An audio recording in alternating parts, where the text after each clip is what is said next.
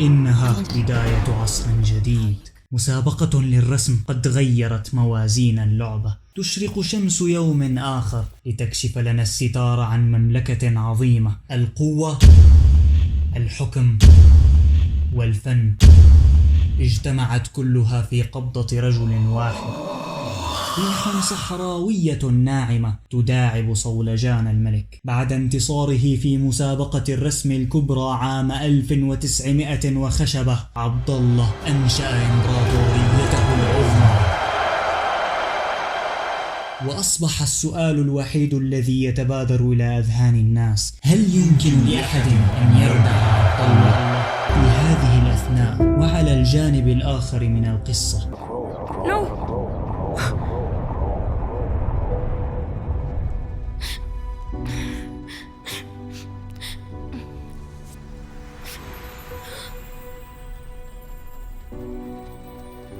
كارلوس، ما بعرف ليش أنا كامش هي الطابة، بس أنت بتقدر تغلب عبد الله.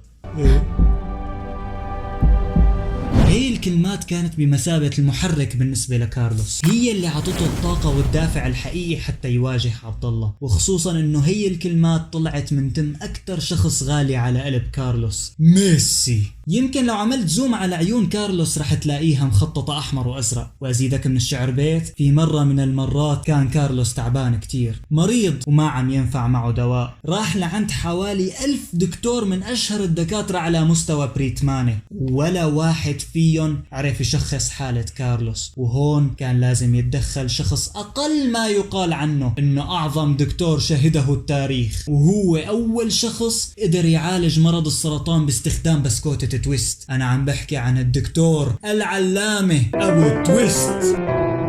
جهز الدكتور أبو تويست عدته الخاصة وحط السماعة شوي شوي على صدر كارلوس، وهنا كانت الصدمة. الدكتور أبو تويست لأول مرة بمسيرته الطبية العريقة بيفتح عيونه متفاجئا من هول ما سمع.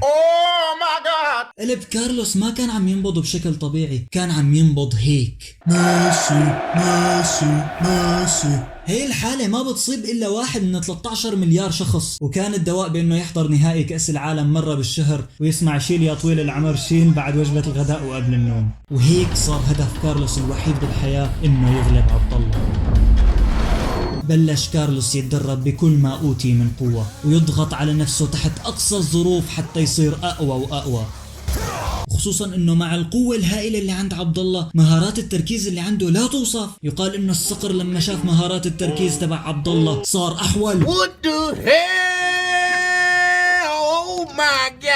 وبعد 7 شهور من التدريب المتواصل كارلوس شاف انه حان الوقت ومضى في سبيله إلى مواجهته المصيرية. وقف كارلوس مواجه عبد الله، وتحت هيبة الموقف فجأة كارلوس جمد بمحله وبلش يتذكر الكلام اللي حكاله إياه ميسي. صراحة نسيت شو حكيت كارلوس، بس يعني الله يوفقك. رجعت الطاقة تجددت عند كارلوس وتقدم بشجاعة وقال: أنا بتحداك يا عبد الله على الحكم وجاهز أنافسك بأي شي بدك إياه.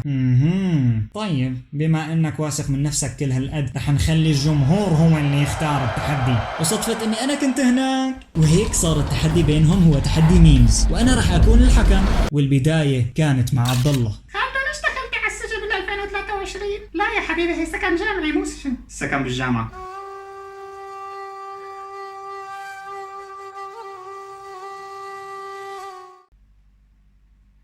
وهون كارلوس شاف انه في فرصة كبيرة انه يتقدم، فكمش الجوال وبعت مين بأقصى سرعة ممكنة. لما تكون بالامتحان ومو حافظ شيء وتلاقي حرف مطبوع غلط، وينه دكتور؟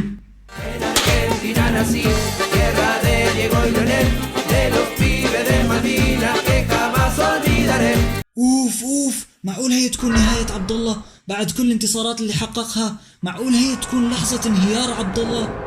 هلأ كارلوس عنده فرصة يسدد ضربة أخيرة وقاضية.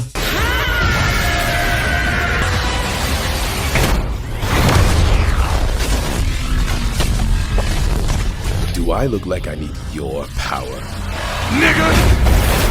Only 6% of people can handle this puzzle. These 3 want to share 2 apples equally. How you handle this with using only 1 stroke of the knife? The secret ingredient.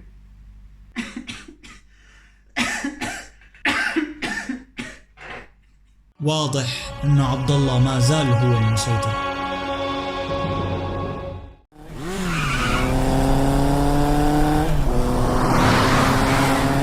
كارلوس قرر يرجع حتى يستكمل تدريبه ويواجه عبد الله.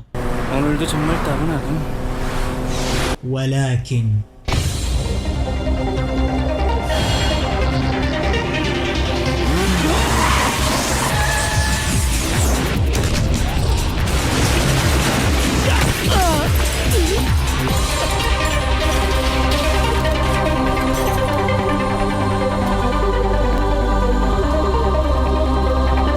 شوية على أساس الأستاذ والطالب.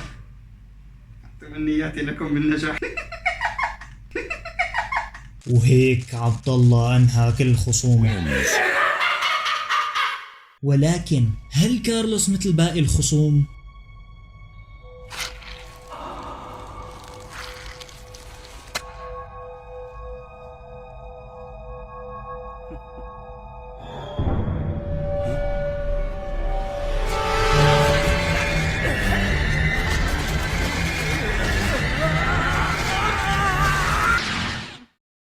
This is Sparta!